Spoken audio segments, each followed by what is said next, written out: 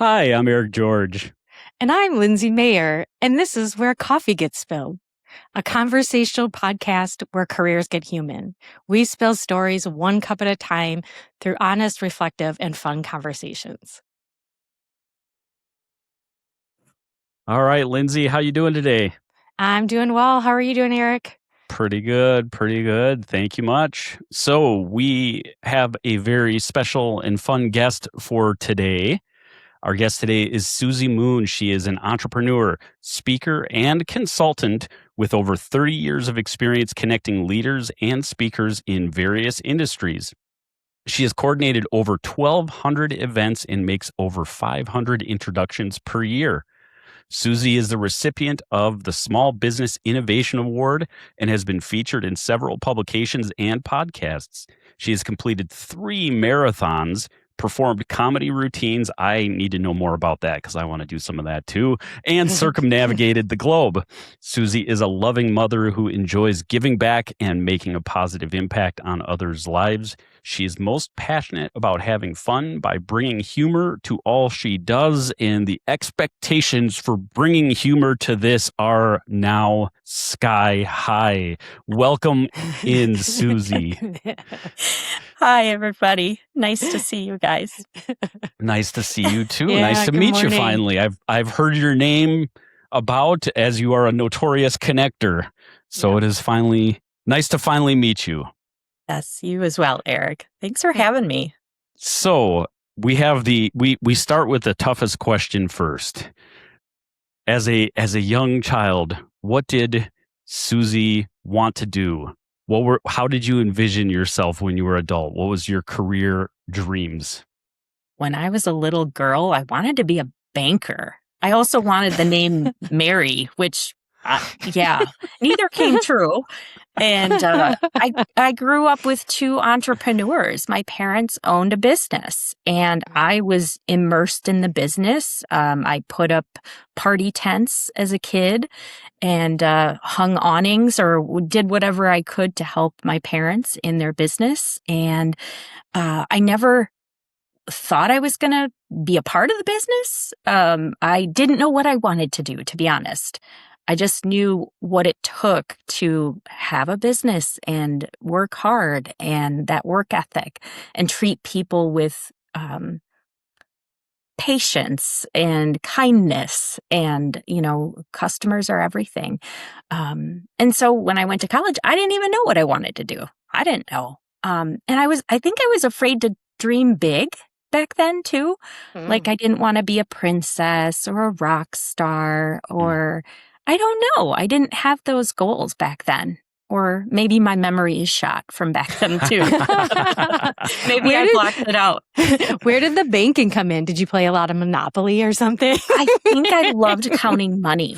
I loved, my mom used to have me collect or, do the banking slips when I was a kid. Okay. I'm surprised they were right, but yeah. And she would look them over. And so I was involved with money. I always thought that money was a cool thing. Cool. And still, of course, it's a great tool to have. Yeah. Yes. Yeah. Yes. Without it a never doubt. hurts. Oh, yes. So I have to bring this up just because I know we talked before. I need to bring up your dad's dream for you just because we've had so many of these on our show. I have to bring it in because Yeah, my dad wanted me to be a marine biologist. And all through, when I was a little girl and throughout high school, he just kept saying, you can do this. These are the skills you need to be a marine biologist. I don't know why. I really didn't like swimming that much. My biggest fear was drowning. So not a good path for me. And maybe he just didn't know what I wanted to do, so he made something up. I'm really not sure. Is he a sea lover? Not really. He likes to fish. I don't know if I was going to help him on a journey out there in the ocean. I don't know. Locating the best fishing holes. Exactly. It was just crazy. But, that's the way he wanted it. So we've had a surprisingly high amount of our guests want to be a marine biologist. So to hear that this was your dad's dream for you is it's just tickling me. It's so I know. funny. I couldn't let it go without not bringing Yeah. it in. That is just wild. Yeah. And maybe a veterinarian, maybe that would be a Oh. first step. But a marine biologist? Yeah. That's a big That's step. a goal, a lofty Get right to goal. the ocean. Yeah. Exactly. And you have to Maybe he move, just too. wanted some distance between you and him. He just Maybe. You're old enough. Okay, now move to one of the coasts. Yeah. Or maybe he changed his mind when he saw me trying to put on a wetsuit. That was not fun. Yeah. Yeah. The struggle is real. You know, what's funny is he did pay for scuba diving lessons. So I became a certified scuba diver in high school as a senior. Wow. And why? Because he wanted me to do this. Wow. I did not want to gosh. do it. And it was one of the scariest things I think I've done. And you But I'm overcame certified. it. Yes, Yeah, and you're I'm certified. Never done it Wow. since. But I was going to say, have you done any more of it or not a thing? Okay. no, it Wow. scares me. Yeah. Oh, yeah. Yeah. I think the gear would scare me. I'm not scared of drowning generally. I'm I a good am. swimmer, but I feel like scuba diving is there's just a lot going on there. But Yep. you mentioned not knowing what you wanted to do when you went off to college. Tell us a little bit about your college journey. Yeah. Well, my brother went to Whitewater. He was a year ahead of me, so UW Whitewater. And I didn't want to be away from him. We were very close, and I followed him to Whitewater because I didn't know what I wanted to do. I felt like Madison was too big. I could have gotten in there, I'm sure. My grades were good, but I just didn't know. I ended up with a psych degree, you know? Who doesn't need to have a psych major? Minor in business, because I always had that business background. But I didn't want to be a counselor. I didn't want to do all those deep thinking things. I just enjoyed like behaviors. How do people, why did they do the things they do? I've always been a little bit analytic and wondering why things happen. And I think that's why I went the path, but I still didn't know what I wanted to do. So finding a job after school was kind of a challenge. But I knew that I loved event planning and I loved connecting people and I loved being part of the sales process. And so I spent my whole career basically with those elements, parts of them, and finding different jobs. I was a bit of a job hopper, I'd have to say. That used to be a bad thing, and I'm glad that it's not anymore. It's not as much of a bad thing anymore. Yeah. I think people trying things on, I think maybe it was Wendy who had said, like the fitting room concept where, you're trying on different careers to see what fits. And I think that makes sense. And it honestly, when you end up at the right place doing the right thing, it's really to the benefit of that employer too.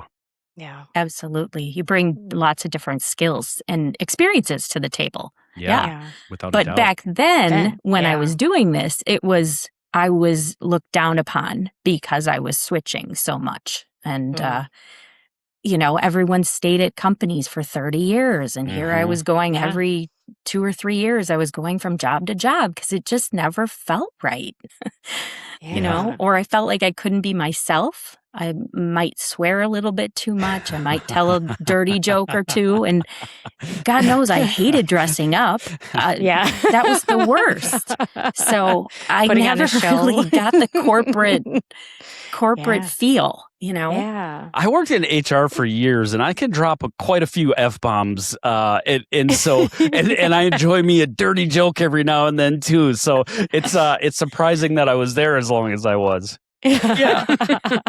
Yep, exactly. So what was that first job? You said you got out of school and you're like, The first so what job did I you got, do? Yeah, I found a job at the University of Wisconsin. I worked at the Memorial Union, and I was an event planner, basically taking reservations for the space in the Memorial Union. And I think I got paid $9.86 an hour back then, and I couldn't afford an apartment by myself. It was hard. I ended up getting another job to supplement. I worked at the MATC fitness center, the desk. And so I was working 2 jobs just to make ends meet. It was a struggle. It was such a struggle. But the kind of jobs I was looking for in event planning and they don't pay anything. Yeah. And I don't know if they do Right. now, but it Yeah. was hard getting out of college. I'm not sure it was quite a position yet. I feel like that event planning kind of evolved in corporate as the time went on. Yeah. Yeah, So I'm with definitely. you. Like, I think it was until they realized they needed someone specifically for that, they kind of gave it to the one person who wore the 5 hats or 10 hats or whatever kind Yep. of thing. Yeah. Yeah. And then I got into the hotel industry. I worked at a hotel for 3 months at the Best Western in Towner, and that's where they serve the UW football players. So I was Ooh. getting all of this experience with really cool things around me, though. It Yeah. was Yeah. good experience, but it didn't pay well either. I worked at Noah's Ark in the summers, and so because it was so close to my home, I worked there in the summers for years, and they actually had an opening for a year-round position after that. And so I grabbed that position, was the director of sales. So Oh, America's largest water park, yeah. Yeah. Yeah. So that was fun. That's I never would have thought about year-round positions there. That's so funny. But my mom's work would do an outing every summer at Noah's Ark, and I know there was those big those big pavilions that they rent out to area businesses. That makes total sense. That's so funny that it like that. It just dawned on me that would actually be a thing there. That's funny. Yeah. And Well, that's what probably I did. school- yeah. I booked those corporate events to bring the companies in. So that was a great experience. I think I was 25 at the time, Yeah. Wow. calling big companies and, hey, do you want to have your party here, your annual event? So I got some phone calling experience there. Do you feel like that some of the experience, like you had mentioned the Best Western and the Badgers and stuff, like I feel like sometimes when it feels like the stakes are higher or like there's higher profile, like it just makes some of the other things that you do easier after that. Like you feel like, you just start seeing people as people a little bit more, I guess. I don't know. How did that help you with some of that cold calling or that outreach? I think so. I think it built, I think it's just the exposure of having the practice of doing it over and over really was, I kept thinking, if I can do this, I can do that, And then when I finally worked at Epic for 2 years, man, that'll build serious character in anybody. I was going to say callous. You'll get some calluses built. Yeah. What did you do at Epic?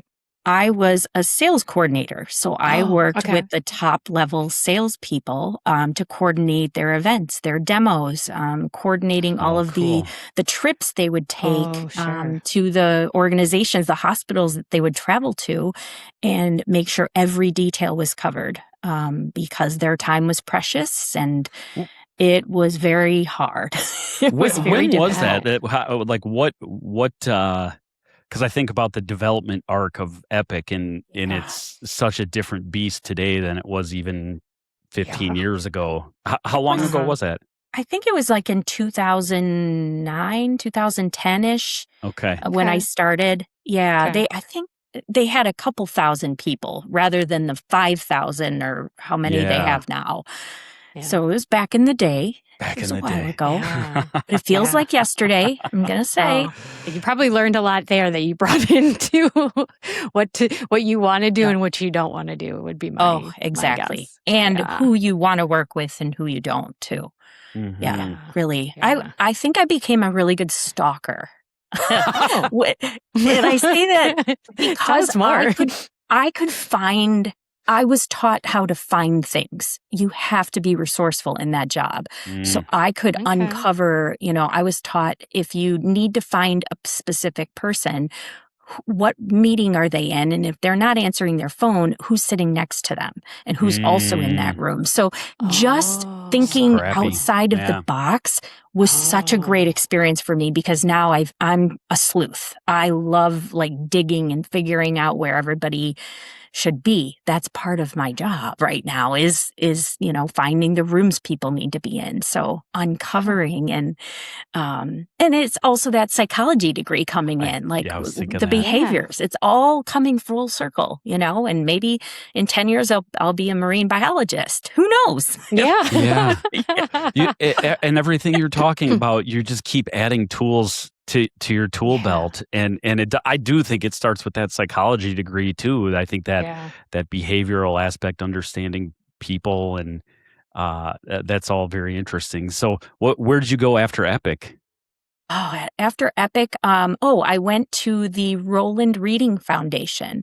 So Pleasant Roland, who had the American Girl doll company in Middleton, she had the reading program Super Kids. And so we were selling the Super Kids program to various schools around the country. And so I supported a sales team in the northeast part of the U.S. And so I was using my sales coordination skills. I was planning events. I was trying to put butts in seats for these events that we would put on. And it keeps developing. All of these skills just add on to one another. But, what's funny is that I worked with millionaires, like people who own these companies, like the people at Noah's Ark. I worked with Judy Faulkner's company, and Pleasant Roland, like just very prominent people. But I felt always like I was just a tiny little person in that world, and I wanted to be more. I wanted to feel like my thoughts were heard. And I don't know. I felt like I was trying to do something more than what I was currently doing. So I've always been an overachiever. Like, what next? What can I do? What's bigger? What can I dream of? But I didn't know that when I was 5 and thinking about what do I want to be? But interesting. You gotta taste some things before that fire starts burning, right? Absolutely. Yep.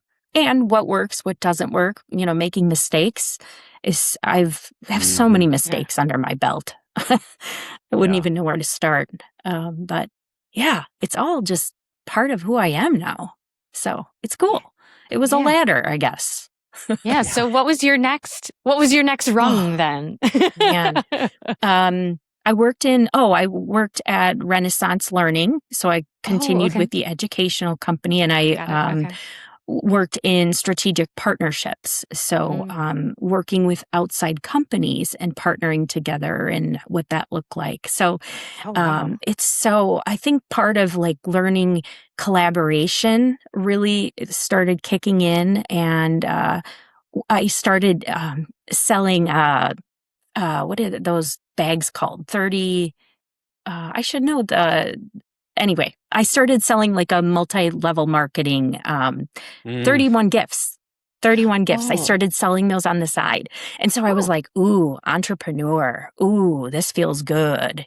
Kind of doing something for myself where I could be the person in charge. Yeah. And it felt really good. So it was, that's where I started networking with people and meeting, and I just felt alive. I felt so alive when I started networking with people who had big visions and wanted to put their life to use. What are we here for? What legacy are we bringing to the table? That's what I wanted to. I have a son. He's 22 now, but I wanted him to see that I was doing something, and I have a 22-year-old, and boy, oh boy, do I learn so much from talking to her. It's such a different world. Such a gift. It is such a gift, and I apply my career coaching skills to her regularly. She brings a lot of things to me that she wants to talk through, and she's like, oh, Dad, that really helped. Oh, Dad, I feel so much better after this talk.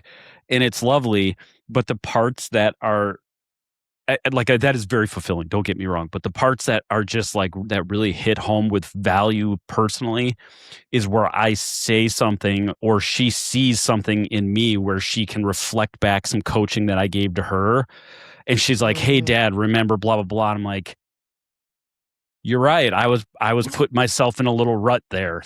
Thank you." Yes. You know, like, Yes. Oh, I feel like I'm the kid now. yeah, I feel like he's so like good. looking, like calling me out, Mom. That's silly. Why are you saying that about yourself? Yeah. And we all have those things, right? That's Like great. it's like I say this to clients, I say this to my daughter. Um, you are not. It is unacceptable to shit talk yourself. We talked if we were going to swear in this episode or not, and You're bringing it out. I broke the seal. But I'll say that directly to clients. I'll say that to my daughter. Like if I will stop a session if you say something like, "Oh, I'm such an idiot," or whatever. Like you can make mistakes, you can acknowledge mistakes, but you cannot rake yourself over the coals for those mistakes. Those are learning opportunities. And you mentioned making mistakes. I've made so many mistakes, tons of mistakes. Yeah. If you are afraid of making mistakes, you will do nothing. You will be paralyzed. You have to be willing to make an ass out of yourself. And you're actually not making an ass out of yourself. Yeah. You're just doing things and you're figuring it out. So I don't know. I think about that. I think like those I'm meandering a little bit, but it was just such a gift to be able to have those conversations with my daughter and then see that stuff mirrored right back at me. Yeah, absolutely. It's such a gift just to be a parent too, and have somebody look at you like, I want to be like you someday. That's huge. Oh, wow. Yeah. Not that he wants to, but Yeah. that's what my hope is. He does. He wants to be a marine biologist, I heard. He does, yeah. Totally. Grandpa's already talking to him, right? Yeah, he wants to tell dirty jokes. That's what he wants to do. He's a sailor. He's so, yes. Makes him so proud. Yeah. I love it. And so I guess I'm going back to like, okay, so your parents were both entrepreneurs. What made you like corporate world it then? Just because you had that, like, were you just like, this is what you do, or I need to get started, or like, because I'm just surprised for how much you were involved in the business that you decided to go kind of corporate route. Yeah. Maybe it's a afterthought now, but I think it was more about the like growing up in it. I just didn't feel that people would respect me coming into it. That they would just see me as a spoiled brat that grew up in it, and I wouldn't have that respect. And it's a manufacturing company, and it just wasn't like an industry that I would think about, putting myself in. I really thought I was going to be like wearing suits and stuff. And then I realized how much I hate suits and how much I don't fit in to that world. And it just, you learn as you go and what you love, and listening to yourself, I think, is huge. But my brother took the business over. So now he has it. And I love hearing about it, but I don't have to, insert myself. It's fun. We can talk like two entrepreneurs, Yeah. It's cool. It's very it's cool. Great. Yeah. I like the whole topic of mistakes keeps swirling around in my mind, so I'm going to bring it back if I can. Here we go. No, I know, and I feel like I'm going to do like the whole recruiter thing here because I've done so many interviews. I've got all these behavior-based questions. Tell me about a time when you've made a mistake, and I'm joking that is literally a behavior-based question that gets asked regularly, and people struggle with that. Like, tell me about a time you made a mistake. And I think, the thing I always tell people is like, it's not about the mistake. Do you think they're trying to find out if you've ever made a mistake before? No, everybody's made a mistake. It's about how you react to it. And so, if you're comfortable sharing, one of those mistakes that was just eye-opening, that just reset a course in some way for you, do you have an example of that you'd like to share? Well, I could dive into my love life. I'm sure there would be plenty to talk about there. Um, and I think the issue for me throughout the whole I theme love that I've it. ever had really is proving my worth, or just showing people that I'm worthy of love, attention, just Yeah. overachieving to show that I mean something to the world. It's just been a pattern. So just choosing the people that aren't a good fit, in a relationship, that's the huge, like setting Yeah. boundaries and knowing the value I bring, and what I want, and listening. I think I somehow blend into whoever I'm dating, and then I miss this big personality of who I normally will be. And so Yeah. why am I trying to fit in? And I did that in corporate. I tried to fit in. I tried to be in this cubicle and dress appropriately and say the right things. And it's just been a pattern my whole life. Yeah. So You are it's not just, alone, Susie. And Oh God, it's so I will raise my relatable. hand right now. Yeah. exhausting. It's Yeah, exhausting. And when it you is. finally realize, as you get older in your 40s, you realize, why am I doing this for other people? This is my life. I should be able to choose what I want to do. And Yeah. that's the mantra now. Like, what is going to light me up? What if I can tell dirty jokes, and who's going to care? They're not the people I want to hang out with, Yeah. And It- if they don't like my swearing, who cares? yeah. So Tough bananas. yeah, I, exactly. They're not your it's people. so relatable. It's so Yeah. relatable, and I think that like there's a element of being a chameleon where you can adapt and adjust who you are.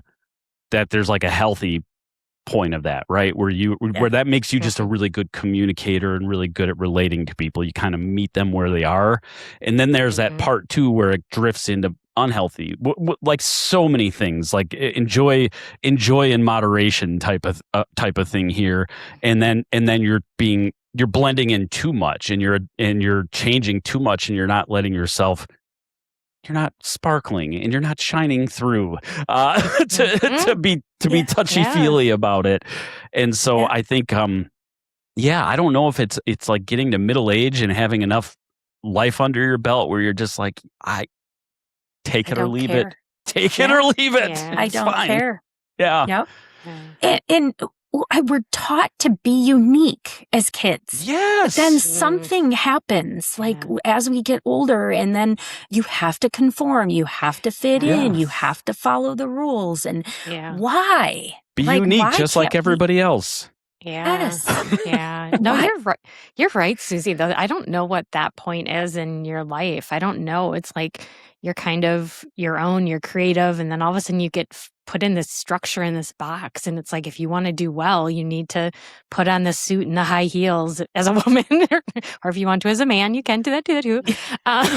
But yeah, and then you're just, I don't know. I don't know if it's corporate world. I don't know if it's the structure of life as you get older and what you need to do, and you kind of have to conform to go there. I love thinking through that, because I think we all went through that, myself included, of just how do you kind of lose yourself in following this path that really isn't yours to follow. Yeah. And who wants that? So I want to find somebody in my personal life that is going to just light up when they know I'm being myself. And so my standards are so high that I don't even try dating, because it's just, it's going to happen when it happens. That's not something you can search for, I think. Yeah.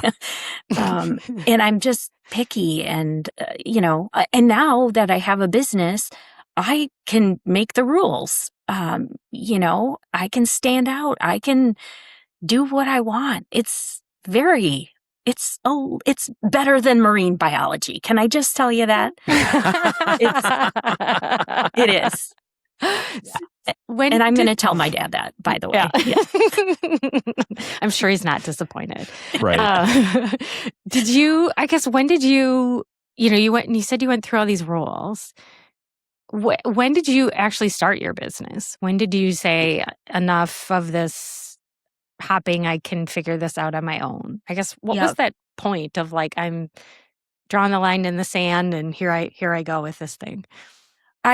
It was 2019 when I decided to open my business, and my mom had just passed away from colon cancer. She had been fighting for 5 years, and I was putting off that decision to start a business. When she was diagnosed and through that process, I was like, oh, I'm going to start a business. But it was the wrong time. I wanted to be there for her. So having a stable job where I could just take a few days off or whatever. But then she was in hospice, and like a couple days before she passed, she's like, just start your business, Susie. Go ahead.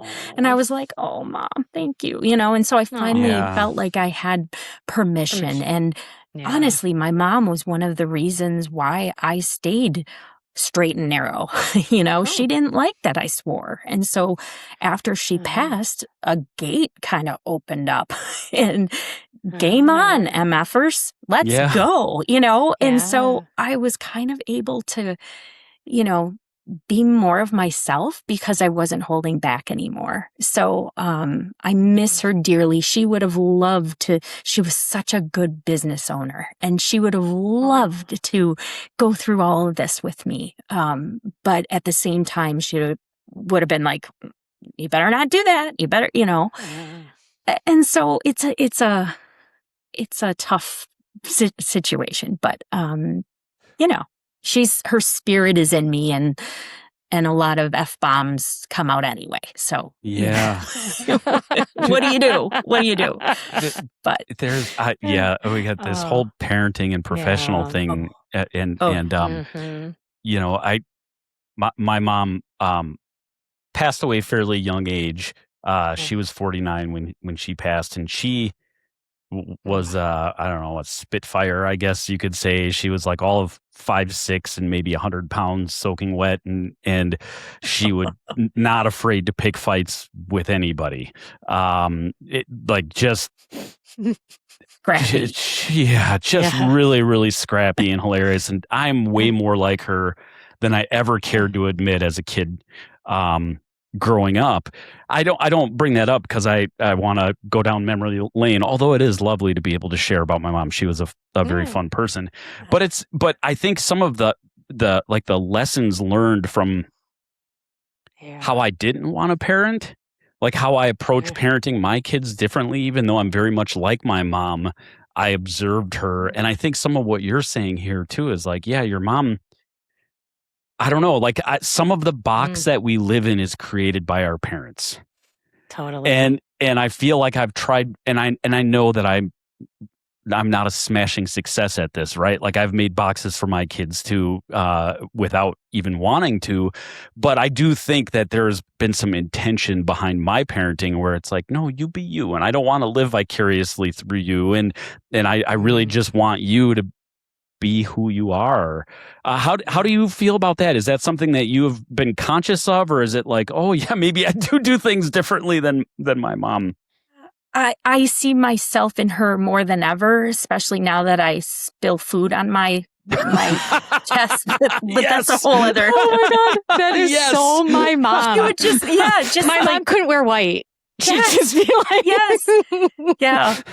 So I do see myself becoming her in certain ways, but I tried, and my ex-husband and I, we co-parented very well together. I wanted Carson, my son, to have the best of both of us. So we did whatever we could to raise him in a way that he was the rule was don't be an asshole. To be honest, like just pretty be good. Nice. I was gonna say, you're doing pretty well in life if you. And he's a good kid. He's a good kid, and yes, we have expectations, but we want you to be yourself. Who are you? What lights you up? What are you the best at? Those kinds of things. And so he can go into whatever industry he wants or whatever job and be himself. And that's what we want for him. But Of course, we're going to caution him when we think he's going down the wrong path, but luckily he hasn't, or will not, I should say. But, yeah. It's the piece of interesting. it, letting them make their own mistakes, though, too, Yeah. right? Like Yeah. there are definitely times where I'll tap the brakes for my daughter a little bit and be like, okay, Grace, like, are you sure about that? Or did you think about this or whatever? But I have a 20-year-old and a 7-year-old, and I think with all of them, they learn best when it's not me holding the back of their bike when we're running down the street, right? Like they just need me to let go of the seat and pedal. In fact, my third child, she didn't even do that with me at all. She just had an afternoon where she's like, I want to learn how to ride bike. On the front sidewalk in front of our house, she spent an hour figuring out, and then she just knew how to ride bike completely without parents. Right? And like the first two kids, I'm sitting there running down the street. Okay, I'm going to let go. Yeah. Make Don't the let mistakes. go. Don't let go. Yeah. And she didn't have any YouTube videos that she was watching, No, did she? I don't think so. Yeah, I don't know. I mean, she's on her tablet, which could be anything. Yeah. You got to do it like that. I know they can teach us some stuff now. I did.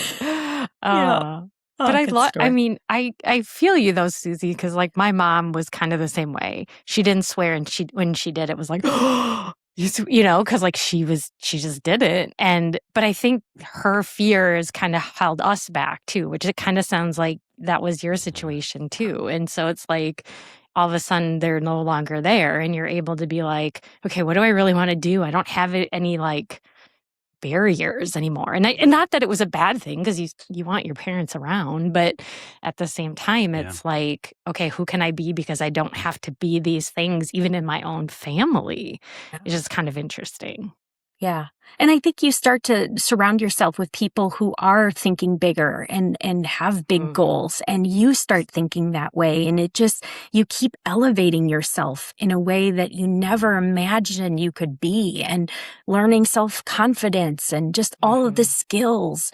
My mom would have loved all of it. She just was always into professional development and volunteering and reading and stuff.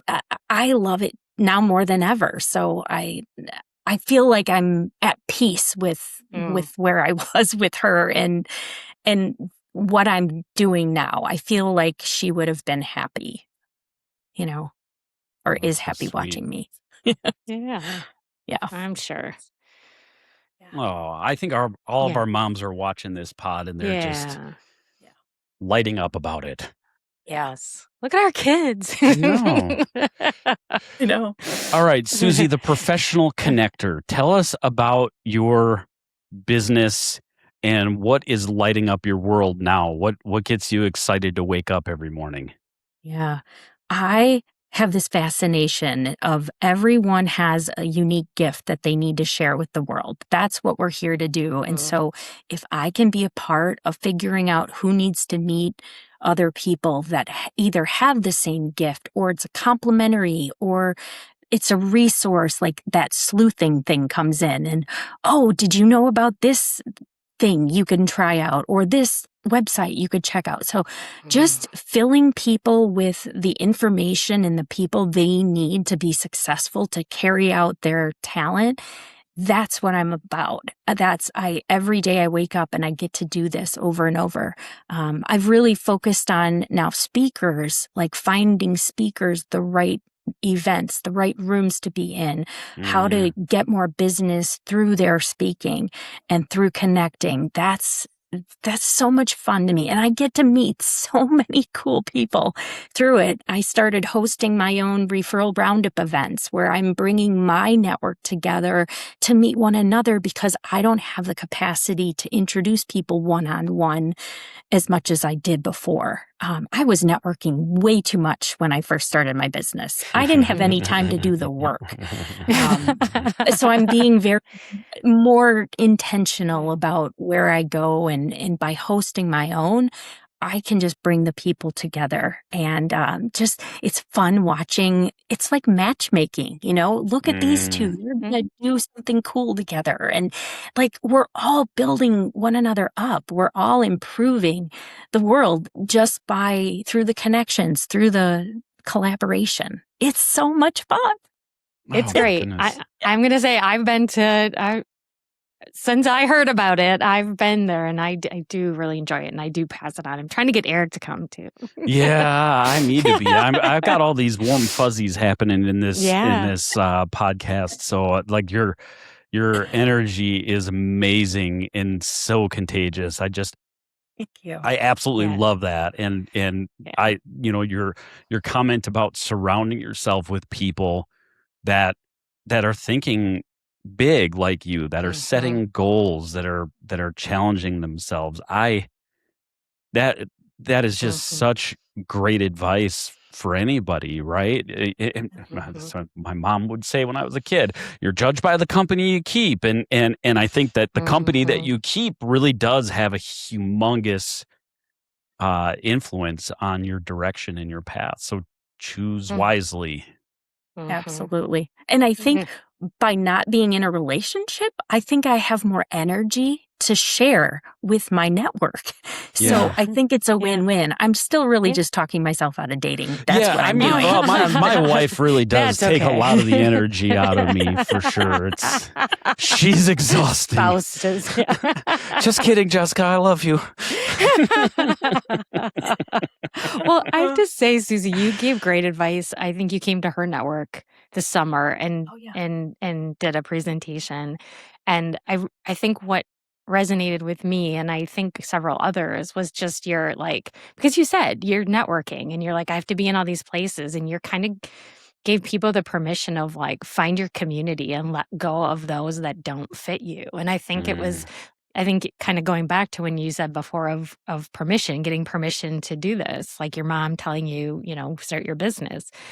I think just telling other women or other people that it's okay to not be in something you're not happy with because you feel you need to do it. And I think that's just a big thing I carried away of just look who I'm with. Is this lighting me up or making me feel good, or is this just draining and I need to let that go? Because that's hard as an entrepreneur too, of just you're trying to meet people, but you can't sap all your energy from doing it too. Yeah. And if you go through a drive-through and they have Diet Pepsi instead of Diet Coke, let it go. Go to the Diet Coke place. Go to McDonald's and get the Diet Coke. It's like life has choices. So find where everything aligns with what you believe in and just keep diving into those things. Like Diet Coke.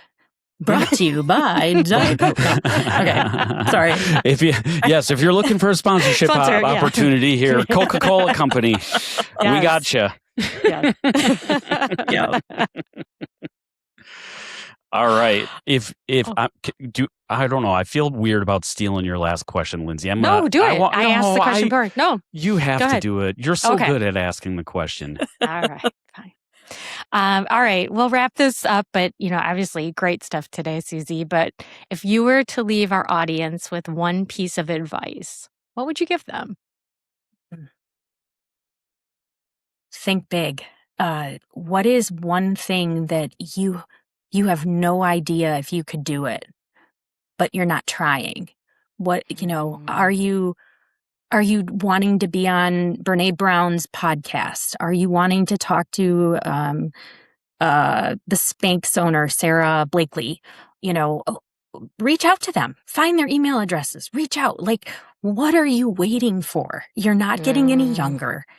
Try and do the hard things. Just take one step and do something outside of your comfort zone, because being mediocre, who wants that? Try something hard and try to just, people call me the mother nudger. Hey, did you do the thing? Hey, I love that. have you tried this? Come on, let's go. You can do this. We're all capable of big things. So if we're not living our best big life, what are we doing here? Say the things that you've been holding back.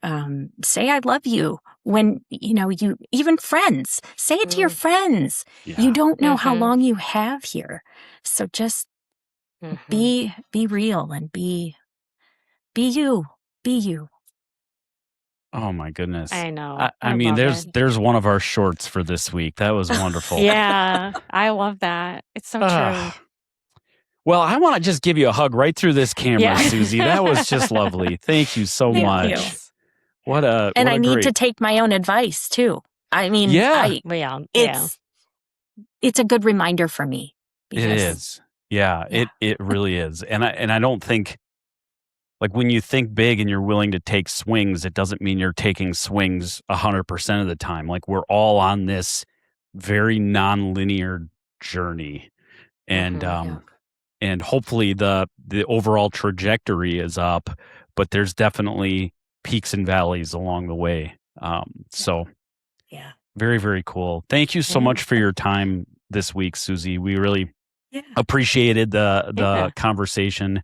If you have enjoyed the conversation, please leave a review, comment, reach out. We'd be happy to hear from you. And we're always looking to grow our audience base. So smash that subscribe button if you would. Is that what I think that's what the kids say. Smash that subscribe button. Hit the like and share. Anyway, until next week, talk to you later, Lindsay. Yeah, see you later. Thanks again, Susie. Thank you so much. Yep. Bye-bye. Bye.